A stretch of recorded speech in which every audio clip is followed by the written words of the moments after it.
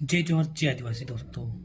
ती आज तुमको आज दिखाने वाली मैं सबल योजना के बारे में। सबल योजना कई छे और एना फायदा कई छे। योजना नाम छे मुख्यमंत्री जन कल्याण सबल योजना। एरा में अगर दुर्घटना से मृत्यु होती है 4 लाख रुपया जोड़े और सामान्य मृत्यु होती है 2 लाख रुपया जोड़े। अगर पुरियन भणावने वाटू भी सहायता राशि जोड़े तो एरा मेन टॉपिक पर आवजे कि ये योजना लाभ कौन कौन ले सके।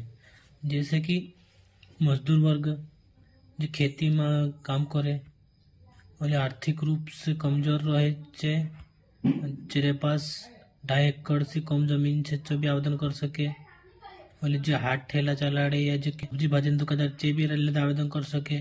और ये लगने वाला दस्तावेज कई कई चो भी देखा हूँ। आधार कार्ड, समग्र आईडी, मोबाइल नंबर लिंक होना जरूरी है आधार से, समग्र आईडी से। और एर बारे में ज्यादा जानकारी लेना है थी ये स्क्रीन पर आई रहे नंबर पर तुम कॉल लगा भी पूछ सकते या हमारे दुकान पर विजिट भी कर सकते।